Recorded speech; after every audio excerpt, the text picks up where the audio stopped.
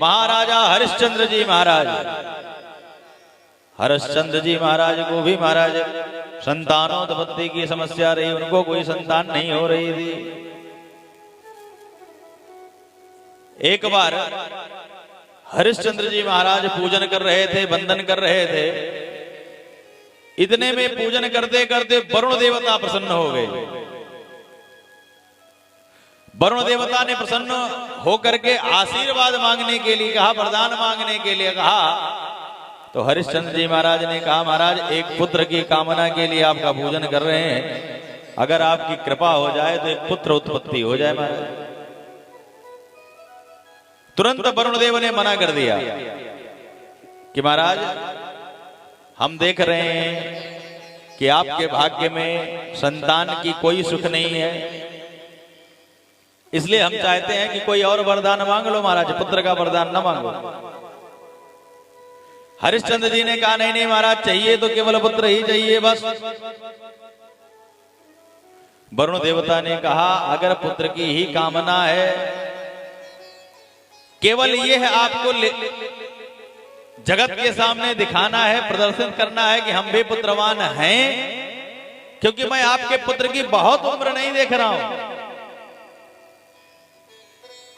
तो एक नरमेध नाम का यज्ञ करवाइए, जो पुत्र उत्पन्न होगा उसी को ही यज्ञ पशु बना करके आपको उसमें आहुतियां प्रदान करना पड़ेगा महाराज। ध्यान रहे, इस तरीके से जब आप वो नरमेध यज्ञ कराएंगे तो आपको पुत्रे प्राप्ति हमारे आशीर्वाद से जल्दी ही हो जाएगी। चूंकि इतने भावुक थे हरिश्चंद्र जी महाराज कि तुरंत वरुण देव की बातों में आ गए और सहर्ष स्वीकृति प्रदान कर दी। ठीक है महाराज,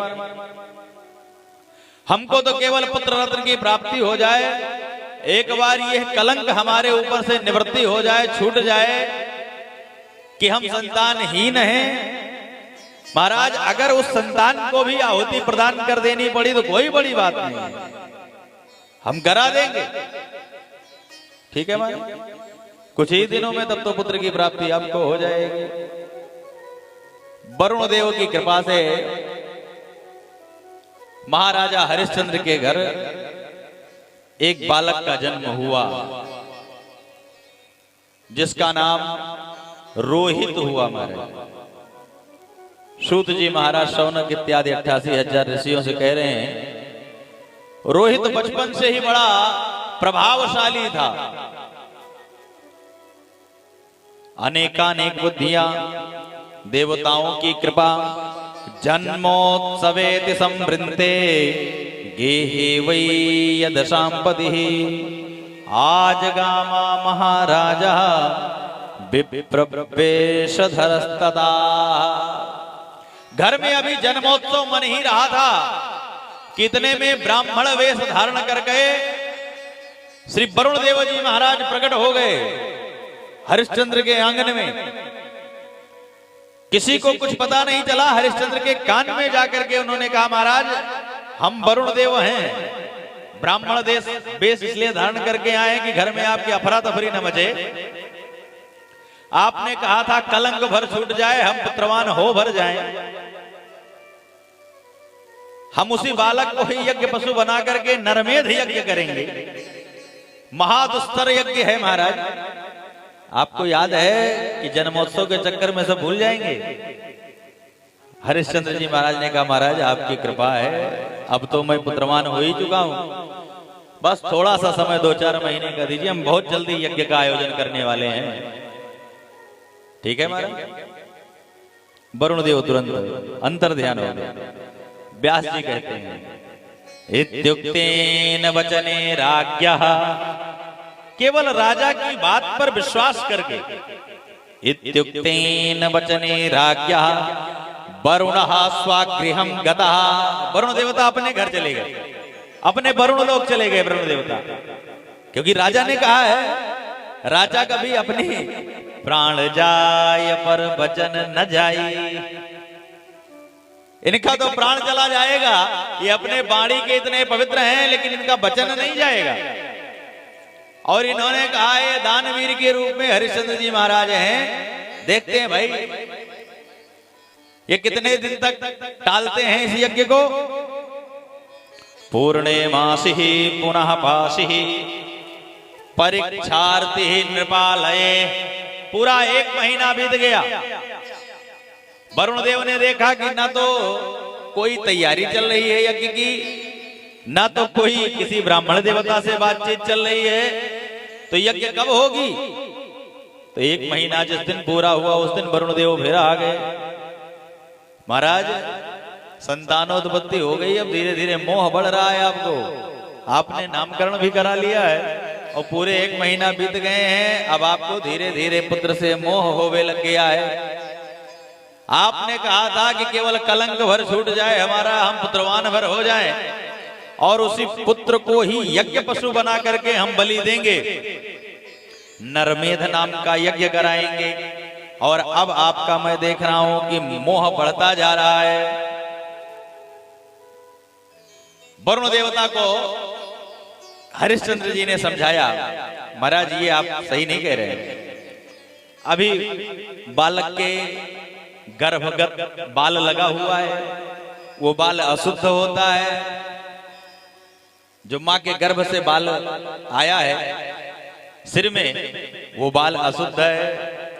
अब बताइए, आप सोच कर देखिए, इतना बड़ा महाराज यज्ञ करवाएंगे और जो नरमेध पशु होगा उस अशुद्ध बाल के साथ उसकी बलि देंगे, तो महाराज हमें नहीं लगता है कि अच्छा होगा।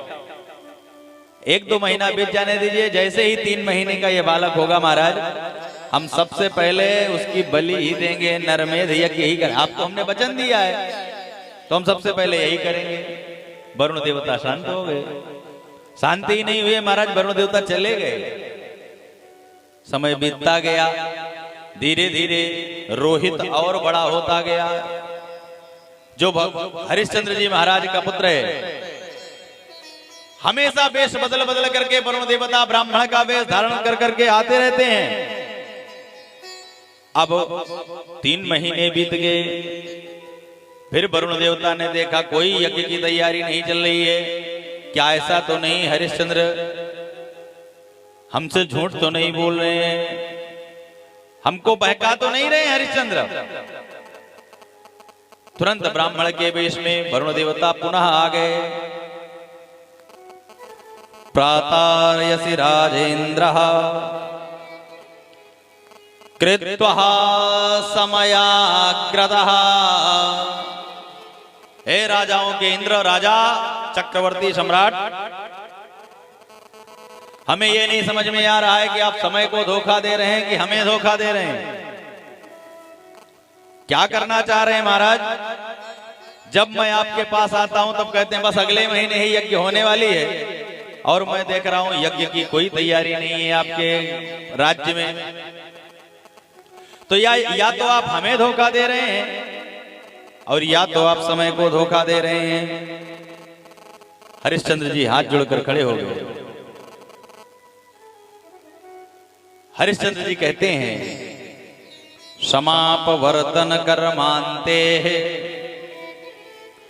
सर्वधा याद संपदे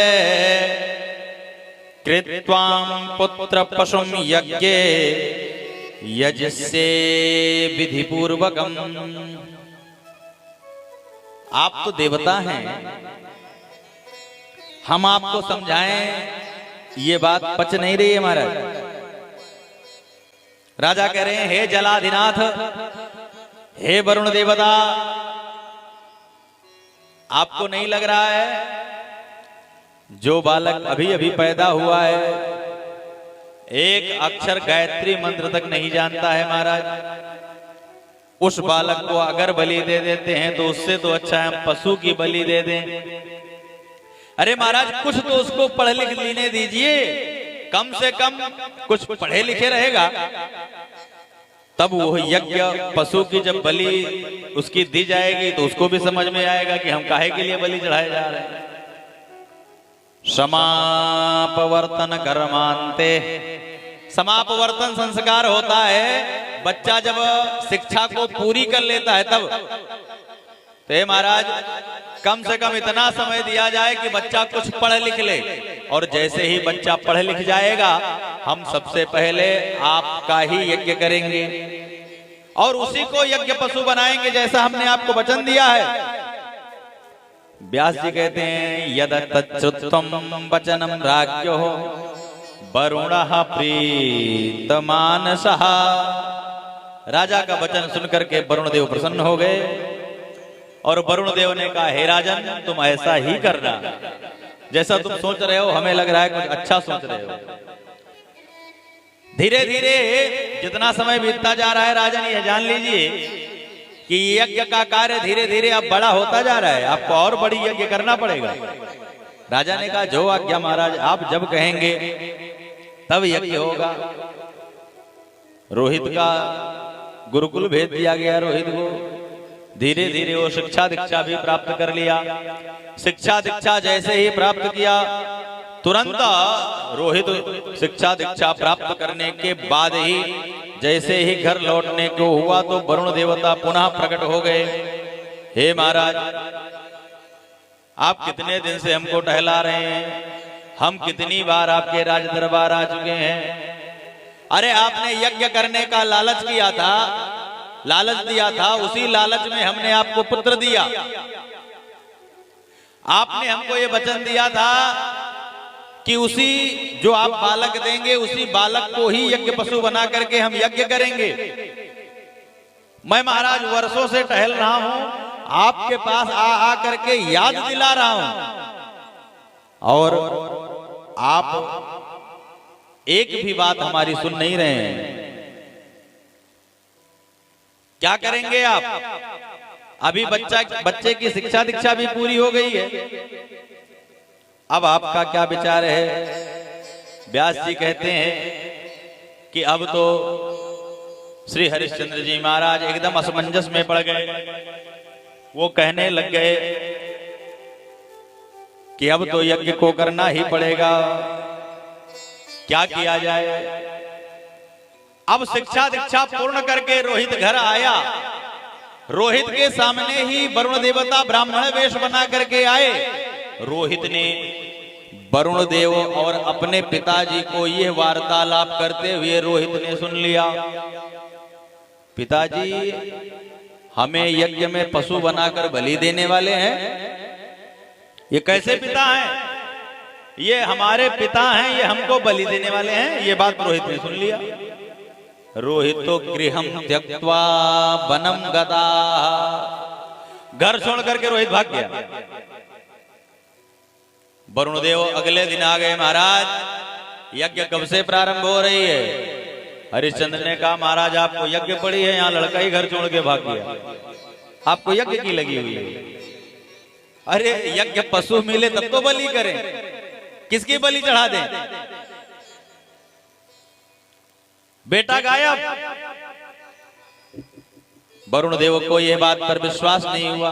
राजन तुम झूठ बोल रहे हो, तुमने जानबूझ करके अपने बेटे को घर से भगा दिया है। तुम कुल मिला करके जब से बेटा हुआ है तुम यज्ञ करना ही नहीं चाह रहे हो और यज्ञ ना करने के कारण ही तुमने अपने बेटे को भगा दिया है। हम जान गए इस बात को। हरिश्चंद्र बार बार हाथ जोड़ करके प्रणाम कर रहे हैं, महाराज ऐसा नहीं है, वो आप आए हुए थे ब्राह्मण वेश धारण करके और वो समझ गया इस बात को, और जब से वो अपने मरने की बात अपने कानों से सुन लिया है तब से वो घर छोड़ करके भागा। वरुण देवता एक नहीं माने और वहीं पर तुरंत उन्होंने हरिश्चंद्र को श्राप दे दिया कि जाओ मैं तुम्हें श्राप देता हूं, तुम्हें जलोदर नाम का रोग हो जाए। वरुण देवता अंतर्ध्यान हुए और हरिश्चंद्र को जलोदर रोग हो गया। जलोदर रोग ये है महाराज, किसी भी अंग में कहीं से प्रारंभ हो सकता है, केवल अंग से जल बहेगा, पानी बहेगा बस, और धीरे धीरे वो अंग गलता ही जाएगा, अंग विहीन होता जाएगा शरीर। हाथ में हो गया तो धीरे धीरे हाथ गल जाएगा, पैर में हुआ तो धीरे धीरे पैर, दवा कोई नहीं। वरुण देवता रुष्ट होते हैं तो ऐसे रोग होते हैं। जलोदर रोग महाराजा हरिश्चंद्र जी को हो गया। जलोदर रोग से जब पीड़ित हो गए हरिश्चंद्र जी महाराज, तब उन्होंने तपस्या करना प्रारंभ किया। भगवान प्रकट हुए साक्षात। क्या हुआ हरिश्चंद्र, क्यों तपस्या कर रहे हो? हरिश्चंद्र ने कहा महाराज हमसे अपराध हो गया। क्या हुआ? महाराज मैं संतान विहीन था, वरुण देवता का पूजन कर रहा था। एक दिन वरुण देवता प्रकट भी हुए, उन्होंने वरदान मांगने को कहा, मैंने संतान ही मांगा वरदान में। तो वरुण देवता ने कहा तुम्हारे भाग्य में संतान नहीं है, संतान सुख तुम नहीं प्राप्त कर सकते हो। हरिश्चंद्र कह रहे हैं मैं जिद पर अड़ गया कि महाराज हमारे ऊपर पितृ ऋण है, और अगर हम एक संतानोत्पत्ति नहीं कर पाए तो हमारे ऊपर पितृ ऋण रह जाएगा, तो हमें पितृ ऋण से बाहर निकाल लीजिए, यानी संतान जैसे तैसे बन सके तो दे दीजिए। वरुण देवता ने कहा संतान तो हो जाएगी लेकिन ज्यादा दिन तक जीवित नहीं रहेगी, इसलिए तुम उसी संतान को ही यज्ञ पशु बना करके हमारा नरमेध नाम का यज्ञ करा देना। मैं आ गया वरुण देवता की बातों में, और महाराज मैंने उनको हाँ कर दिया। जब यज्ञ करने की बारी आई तो हमारा ही पुत्र घर छोड़कर चला गया। रोहित घर पर नहीं है, पता नहीं कहां चला गया। महाराज खूब खोजवाया, वो आज तक न मिला। वरुण देवता हमसे रुष्ट हो गए, उन्होंने सोचा कि हम यज्ञ करना करवाना नहीं चाहते हैं। वरुण देवता ने हमको शाप दे दिया, इसलिए महाराज हमको जलोदर रोग हो गया है। दिन प्रतिदिन ये शरीर गलता ही जा रहा है। महाराज क्या करें? भगवान ने कहा भाई वरुण देवता ने शाप दिया है तो वरुण देवता का नरमेध नाम का यज्ञ करवाओ। तो महाराज पुत्र तो है नहीं, तो कैसे करवाए? तो कोई अपना ही जन्मा पुत्र पुत्र नहीं होता है, जिसको आपने ही जना है वही पुत्र नहीं है। किसी बालक की सेवा करके भी आप उसकी पालक मां बन सकती हैं, पालक पिता बन सकते हैं। किसी बच्चे को खरीद करके उसको अपना पुत्र बनाया जा सकता है, किसी को दत्तक पुत्र भी बनाया जा सकता है। पुत्र बनाने के अनेक माध्यम है महाराज, उसके लिए जरूरी नहीं है कि आप उसको जने पैदा करें तभी वो आपका पुत्र है। कई बार जनने वाला ज्यादा दुख देता है महाराज, और पराया वाला ज्यादा सुख देने लग जाता है। ये बात हरिश्चंद्र जी महाराज को समझ में आ गई। हरिश्चंद्र ने तुरंत मंत्रियों को बुलाया और घोषणा करा दी कि पूरे राज्य में ये घोषणा करवा दो कि जो कोई अपना बेटा, अपना पुत्र, अपनी संतान बेचना चाहे वो राजा से सीधे संपर्क करे, खूब धन दिया जाएगा उसको। बस शर्त यही रहेगी कि उसके पुत्र को ही यज्ञ पशु बना करके और वरुण देवता का यज्ञ किया जाएगा। महाराज नरमेध नाम का यज्ञ होगा। हरिश्चंद्रोति दुःखार्तः प्रपंच गुरुमंगे स्थितम वसिष्ठ में कांते सर्वज्ञं हित तत्परम। राजा हरिश्चंद्र चिंतातुर हैं और चिंतातुर होकर के पूरे राज्य में घोषणा करवा चुके हैं कि अगर कोई अपने बालक को बेचना चाहे तो वो हमसे संपर्क करे। एक ब्राह्मण देवता के 3 पुत्र था महाराज।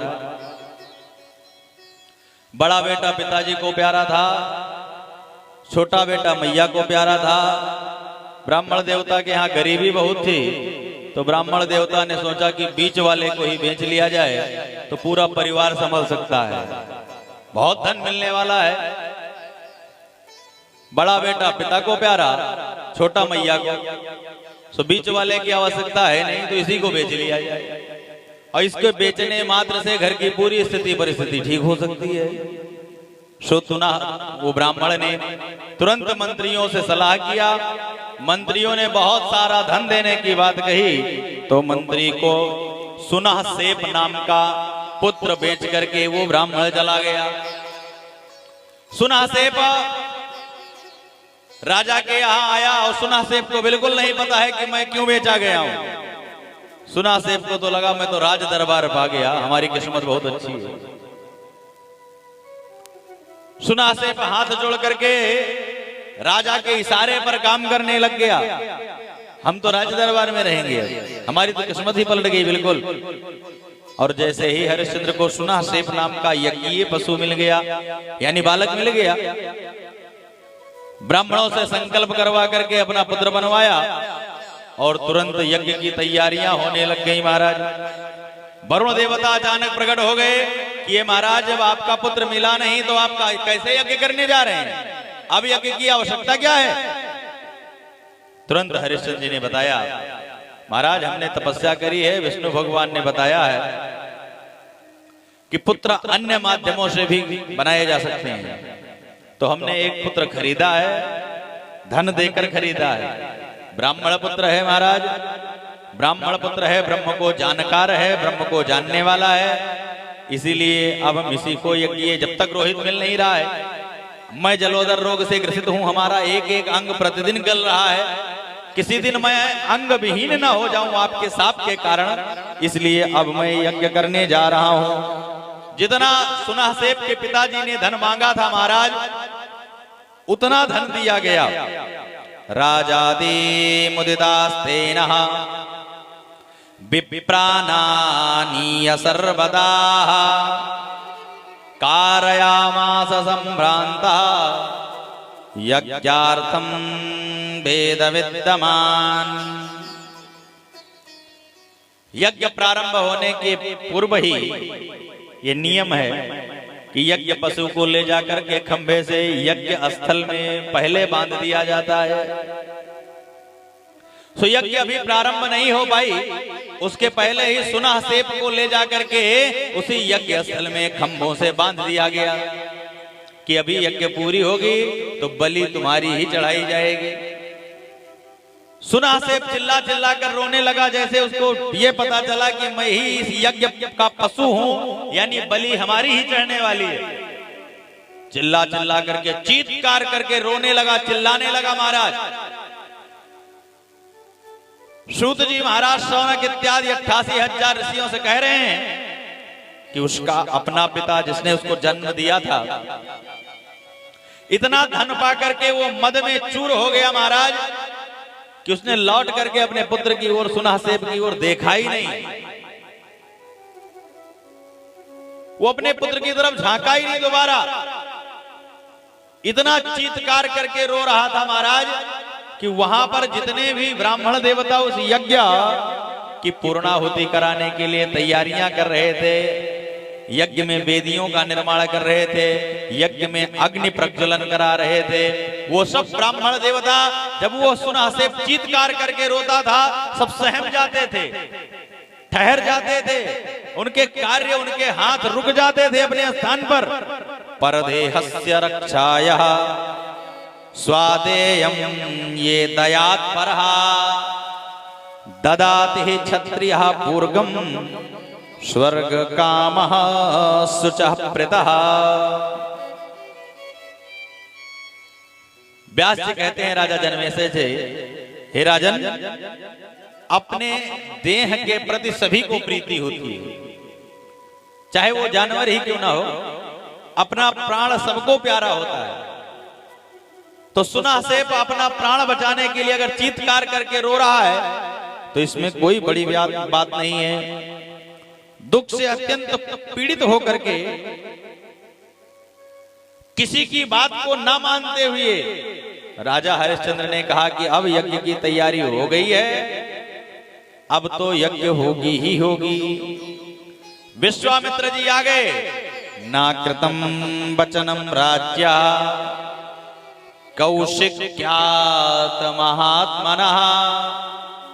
हे राजन, इतने निर्दयी होकर के यज्ञ न करिए महाराज। ऐसे यज्ञ करने से क्या फायदा है महाराज कि आप यज्ञ करने जा रहे हैं और यज्ञ जो पशु है वो इतना चीत्कार करके, चिल्ला चिल्ला करके रो रहा है, इतना चिल्ला चिल्ला करके रो रहा है। आप यज्ञ कर रहे हैं, ये तो साक्षात केवल हत्या है, बस यज्ञ नहीं है। आप तो किसी की हत्या करने जा रहे हैं, यज्ञ नहीं कर रहे हैं आप। विश्वामित्र की भी बात को किनारे कर दिया। विश्वामित्र का चरण पकड़ लिया सुनासेब ने।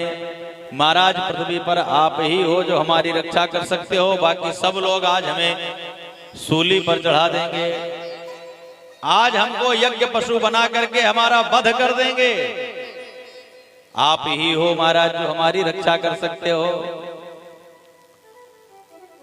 विश्वामित्र जी कहते हैं, सुना सेप, मैंने राजा हरिश्चंद्र को भी कहा छोड़ने के लिए तुम्हें, लेकिन वो हमारी बात नहीं मान रहे। मैंने इनके कुल पुरोहित वशिष्ठ जी को भी कहा, वशिष्ठ जी भी हमारी बात नहीं मान रहे हैं। अब किसको कहें? युध्यमाना बुभौ दृष्ट्वा ब्रह्मलोक पितामह। लोक पितामह ब्रह्मा जी, आपने कैसी सृष्टि की रचना करी है महाराज कि एक पिता अपने ही पुत्र को धन के लालच में यज्ञ पशु जान रहा था और उसके बाद भी बेचकर चला गया। हे ब्रह्मा जी, ये आपकी लेखनी कैसी है? क्या चाह रहे थे आप? कैसी लेखनी चला दी आपने कि आज सुना सेप किसी और की मृत्यु के स्थान पर अपनी प्राणों की आहुतियां देने जा रहा है, वो भी जबरदस्ती, केवल राजाधिकार में। अगर उसको छोड़ दिया जाए तो कोई नहीं पकड़ सकता, वो अपने प्राणों की रक्षा स्वयं कर लेगा, लेकिन उसको यज्ञ पशु बनाकर बांध दिया गया है खंभों से। कहां चला जाए वो? विश्वामित्र जी ने एक मंत्र आकर के सुनासेप के कानों में फूंक दिया। महाराज, आप ये मंत्र पढ़ना प्रारंभ करिए, भगवान आपकी रक्षा करेगा। इन ब्राह्मण